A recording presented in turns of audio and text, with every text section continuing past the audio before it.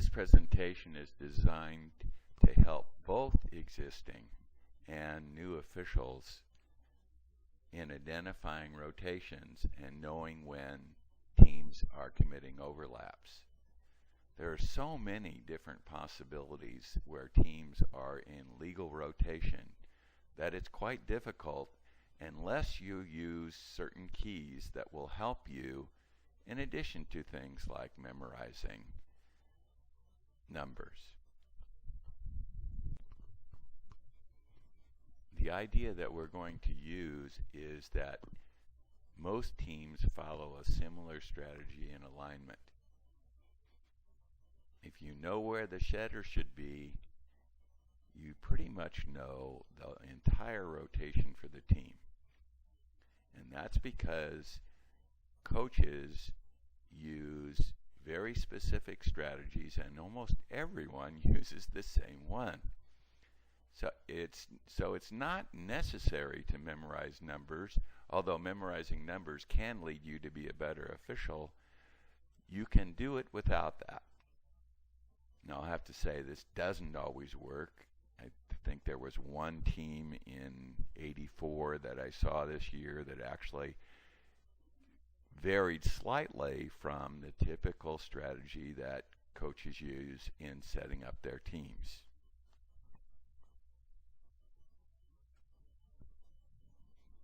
As you know, when you played, virtually all teams specialize so that players get very good at doing a few tasks. So most teams play two middle blockers opposite each other, a right side player opposite the setter, and two left side players. Very often the left side players are primary passers. The middles almost never pass, and typically teams substitute them out in the back row for a libero.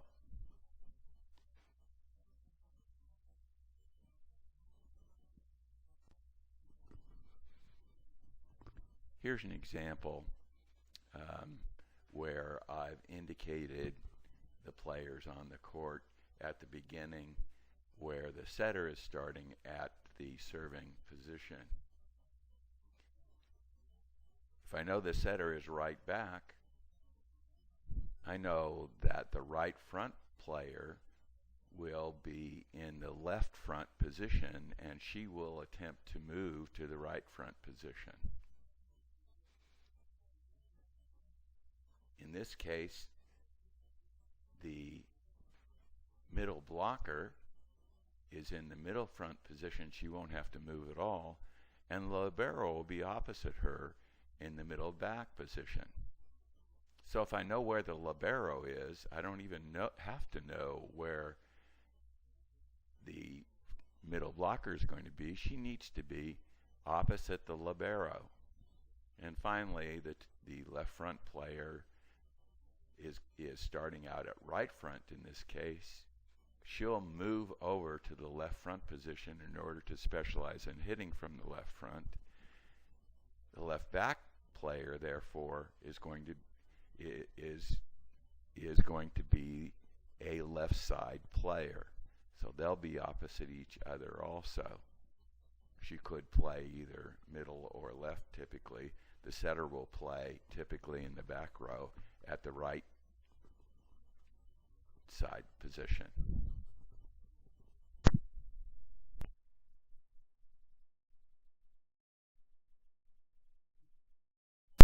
So let's summarize how this strategy can help. When the team is serving, the setter will try to get to the right back position as quickly as possible. If the setter is in front row, she'll try to move to the right front. Or if the setter is in back row, then the right side player who's opposite the setter will try to block right front, and the middle blocker will move to the middle. When receiving, the libero is going to be opposite the middle blocker. She's really easy to identify, and so you can use her to know where the middle blocker should be. The setter will be opposite the right side player, and the left side players will be opposite each other.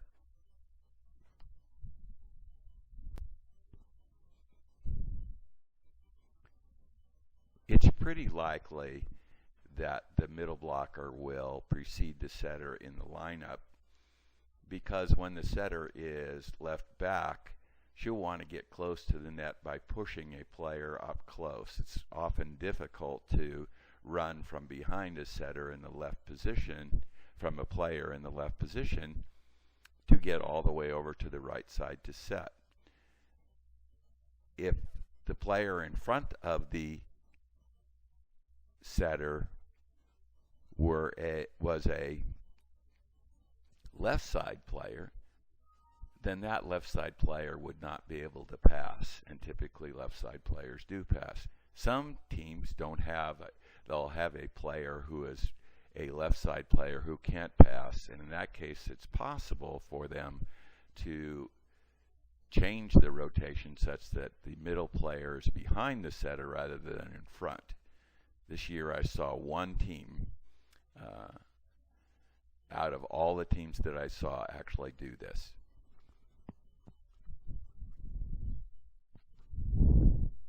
Of course, the setter has to be between a left side player and a middle, likewise for the right side player.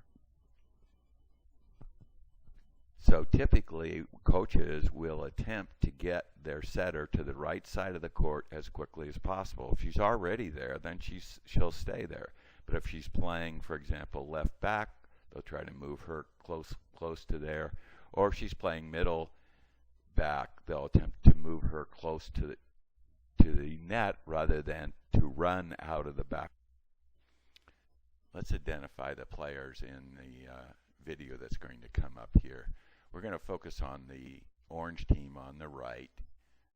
The setter is right here up at the net. She is in rotation 2. Directly preceding the setter in the rotation is the libero, who's taken the place of the middle blocker. Therefore, the middle blocker in the front row has to be left front. So you have the setter in right front, middle blocker in left front. So there's going to be a left side hitter who is going to be in middle front. That potentially could be any one of these three, but the way they're lining up, it's likely to be this one or this one. Now, opposite the setter will be the right side player in left back, and so that's got to be that one. If she's right back, then this has to be the middle back player. This is the middle front player, a left side hitter. So we need to keep this left front player in front of the middle back player, and she's middle front. And that's the most likely overlap in this scenario. Okay, so front row is setter, middle front, who's a left side player,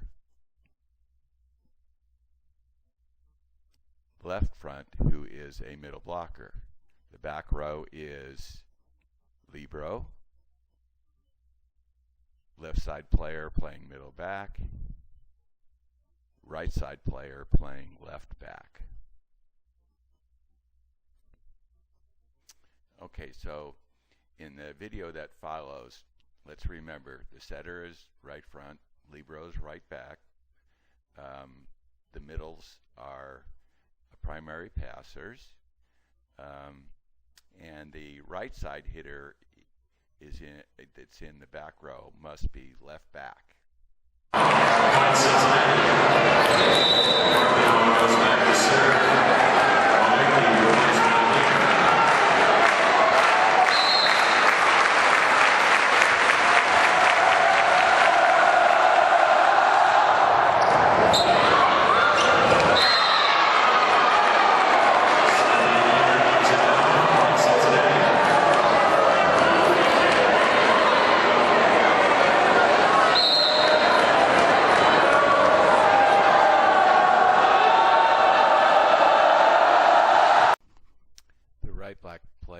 was in correct position for the first serve, but she moved over to middle back for the second serve, and this was caught by the R2.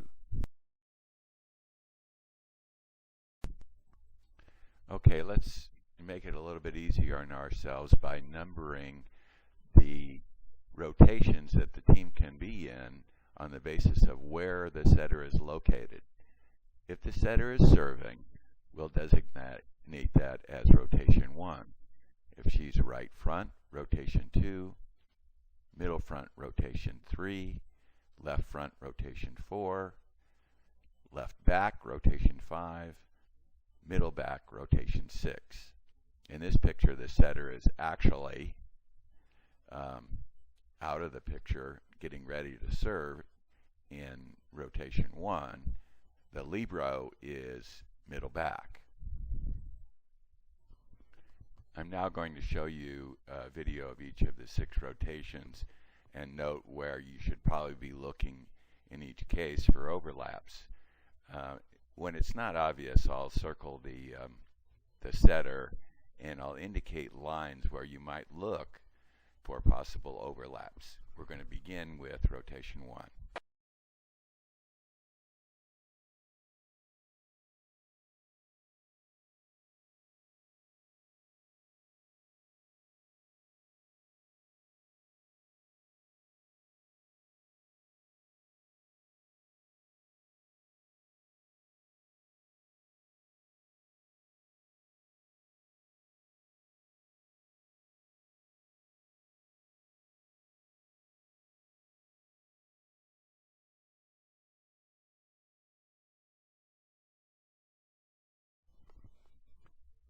Generally, rotation 1 is easy to identify because the setter just served.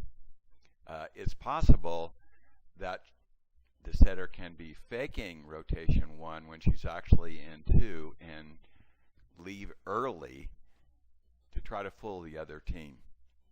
Be careful. However, the most likely overlap is going to occur with the setter and the right front player who is trying to hit from the left side and is passing close to the left sideline. It's possible also that she can get overlapped with the middle front player who's also on the left-hand side.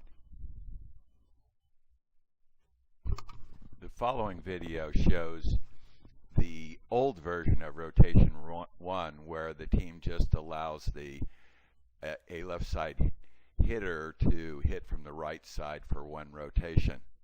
A few teams still use this, and it is the typical one where people call an overlap because the setter leaves early.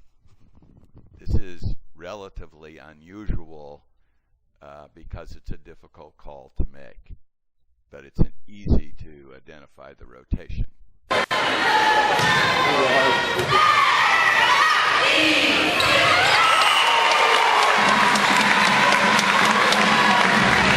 Eagles! Let's go, Eagles! Gigi Meyer to serve for your Eagles.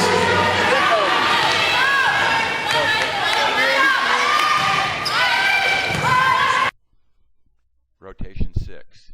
The setter is middle back.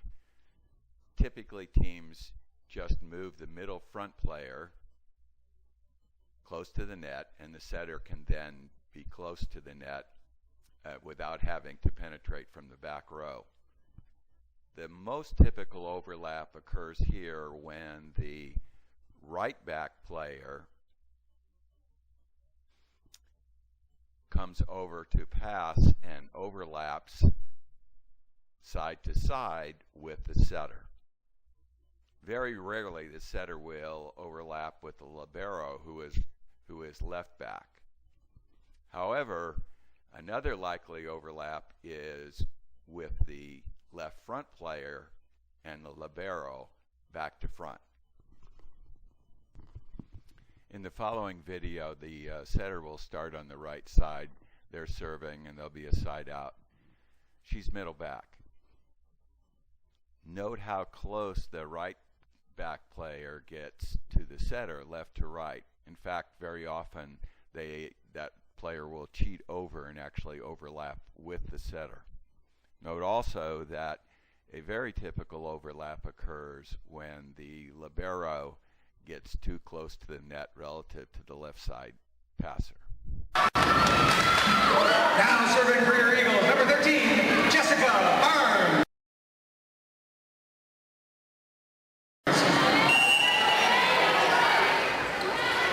Get it in, Jessica.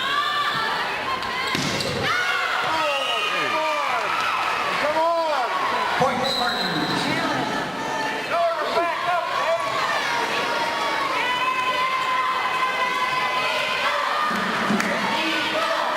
Amanda Carroll to serve.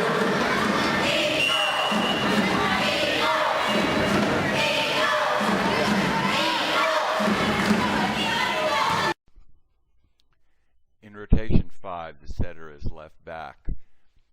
Almost every team doesn't want the setter to try to penetrate from left back position all the way to the front row right.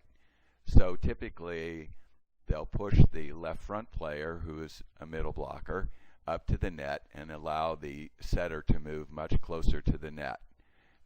And also move the middle back player a little bit further to the right so that the setter can move toward the right as well. In this rotation, it's typical for the two middle players to be primary passers, either a substitute for a left side player in the back row and a left side player in the front row, or two left side players. You have to be careful here that the front row player doesn't get too far back in the court and overlap with the middle back player.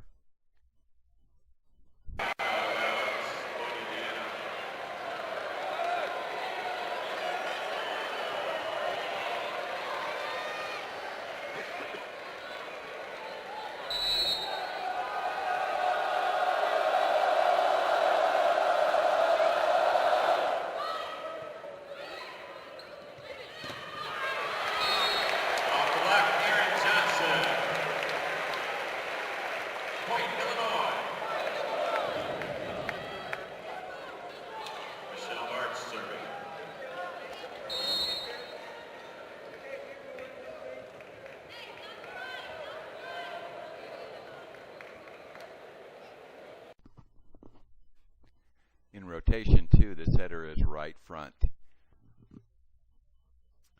The left side players are now both in the middle again, just like in rotation 5 that we just saw. You're going to need to know which one is in the front row and make sure that they don't overlap. A little bit more rare overlap occurs when the right side player, who's now playing left back opposite the setter, wants to get over to the right side as quickly as possible because they set her from the back row over the top of the setter.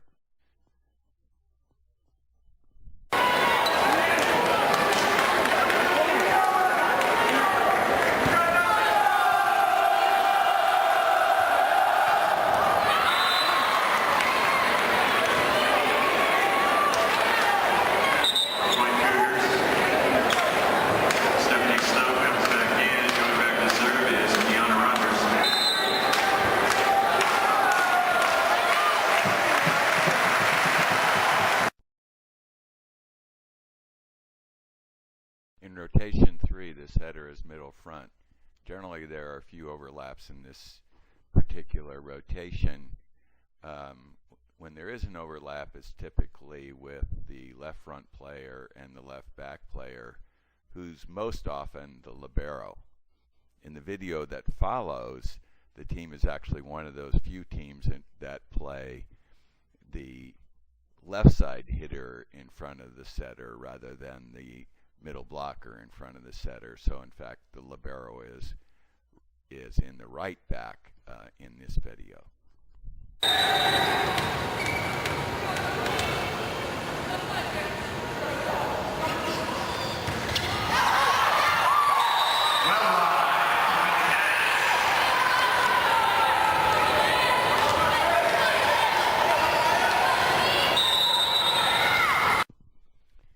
rotation 4, the setter is left front.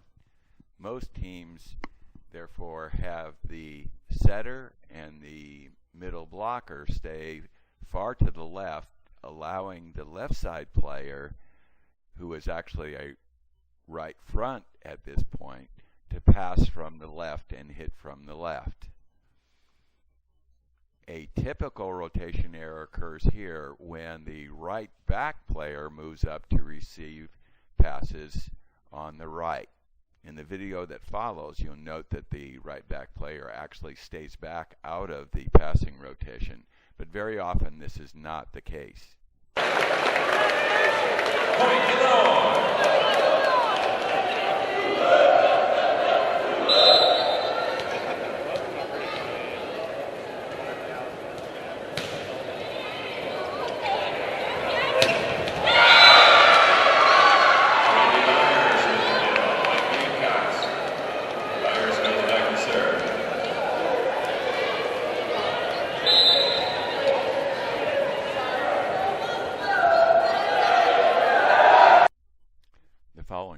Are going to include either close overlaps or pretty big overlaps.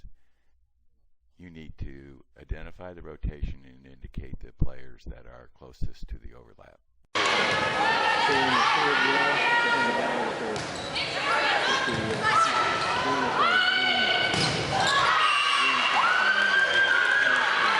Point, Spartan.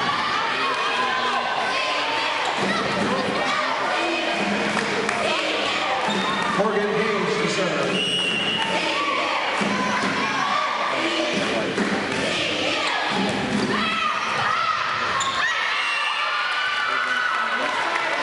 Point, Spartans.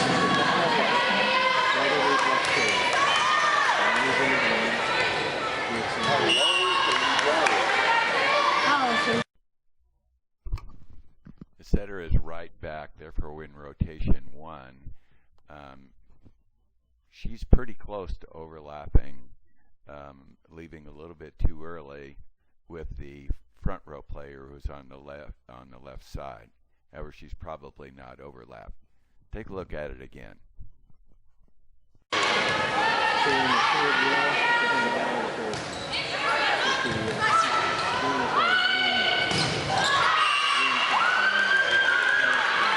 Point, Spartan.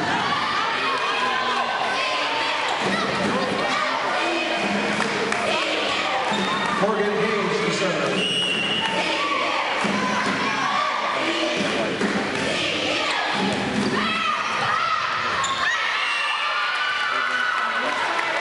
Point, Spartans.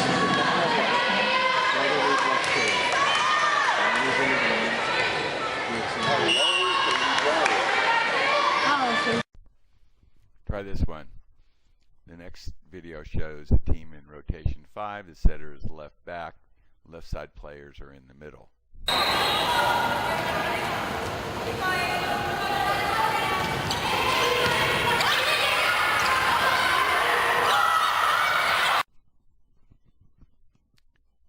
Watch it again.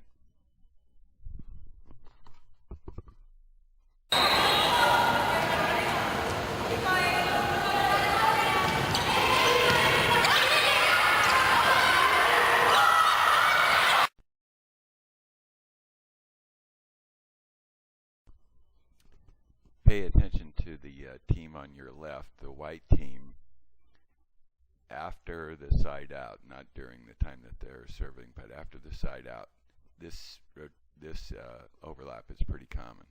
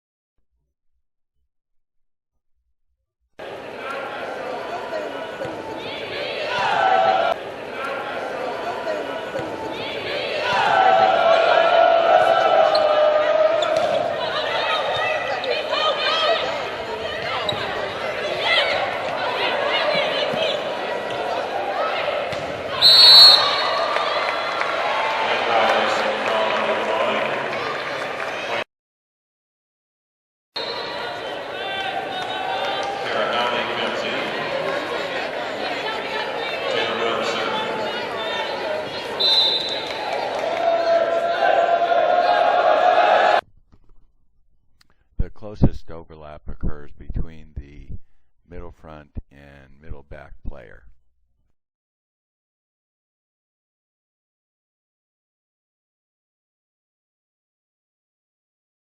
Often will overlap. Can you see this one?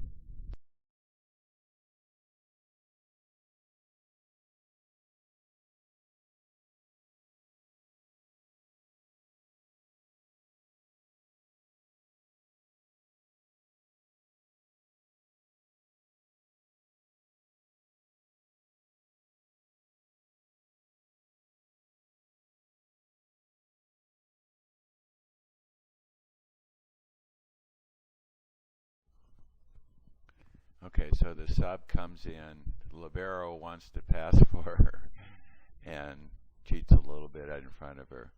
You've got to make this call.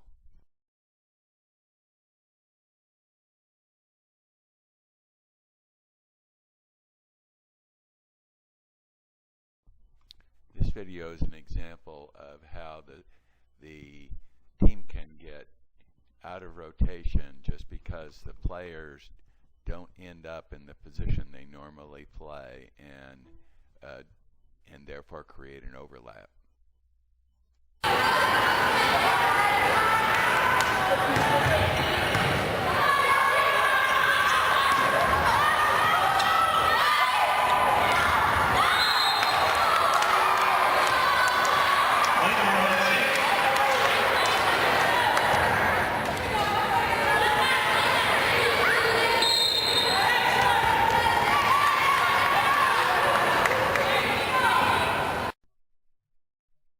So easy to get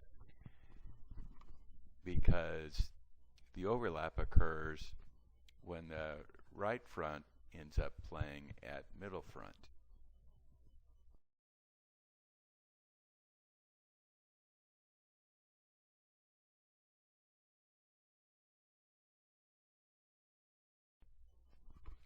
The team on the left is in rotation 3. That is, the setter's in middle front. The middle blocker is in right front. So where should the libero be? Well, the libero should be in left back. Is the libero in left back?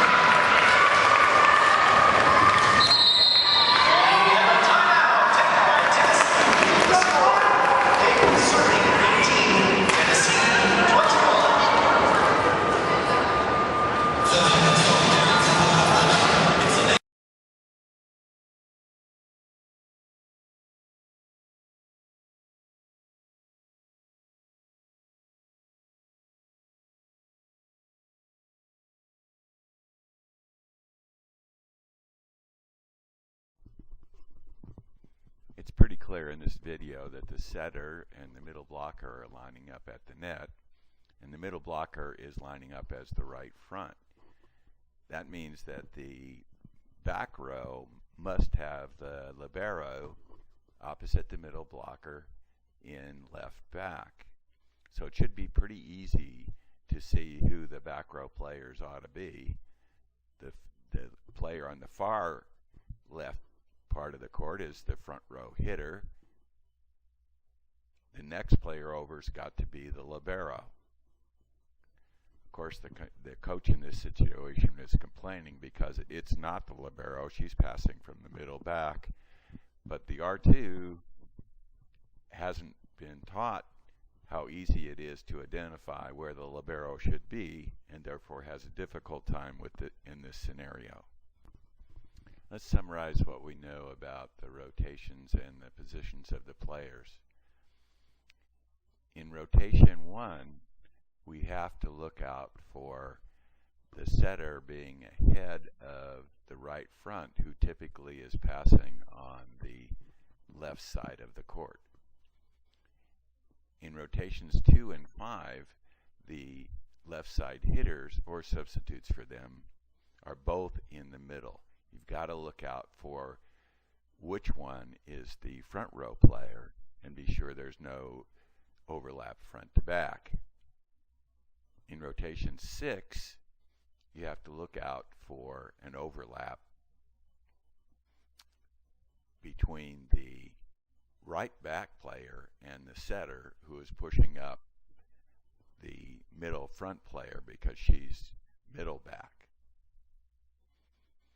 In rotation 4, you have to watch out for an overlap between the right back player, who often cheats up toward the attack line, and the right front player, who's all the way over on the left side of the court passing. Remember that middles almost always precede the setter, so the libero will also precede the setter. If the libero is middle back, then the setter is right back. If the libero is right back, then the setter is right front. Most teams stack their left side hitter on the left when the hitter is right front. There's a pretty good chance of an overlap in this situation, and you have to look all the way across the court. It's imperative that you really look at a lot of these rotations, and once you've looked at them a lot, you'll be able to identify things a lot easier, and you'll become a great R2.